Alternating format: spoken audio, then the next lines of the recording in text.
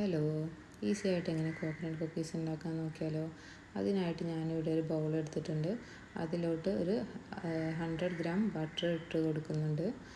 ഇനി അതിലോട്ട് ഒരു അരക്കപ്പ് പഞ്ചസാര പൊടിച്ചത് ചേർത്ത് കൊടുക്കുന്നുണ്ട്.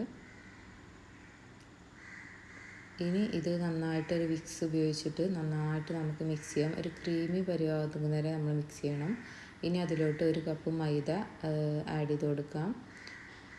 അതുപോലെ അതിലോട്ട് ഒരു ടേബിൾ സ്പൂൺ ബേക്കിംഗ് പൗഡർ ചേർത്ത് കൊടുക്കാം. ഒരു പിഞ്ച് സാൾട്ടും ചേർത്ത് കൊടുക്കാം. അതിലോട്ട് ഒരു കപ്പ് തേങ്ങ ചിരകിയതും കൂടി ചേർത്ത് കൊടുക്കാം.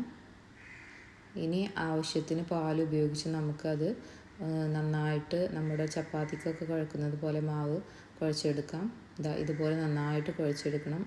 ഇത് ചെറിയ ഓരോ ബോൾസ് ആക്കിയിട്ട് നമുക്ക് ഇഷ്ടമുള്ള ആകൃതിയിൽ നമുക്ക് ഉണ്ടാക്കി നമുക്ക് ബേക്കിംഗ് ട്രേയിൽ നമുക്ക് വെച്ച് കൊടുക്കാം. ഇനി ഇതൊരു 10 മിനിറ്റ് പ്രീ ഹീറ്റ് ചെയ്ത ഓവനിലോട്ട് നമുക്കിത് വെച്ച് കൊടുക്കാം.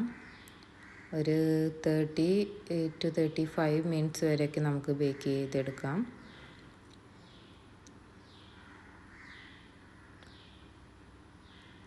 എനിക്കതൊരു 40 മിനിറ്റ്സ് ഒക്കെ ആയിട്ടാണ് ഇത് ബേക്കായി ശരിക്കും കിട്ടിയിട്ടുള്ളത്. ഇതുപോലെ അടിപൊളി കോക്കനട്ട് കുക്കീസ് റെഡി ആയിട്ടുണ്ട്.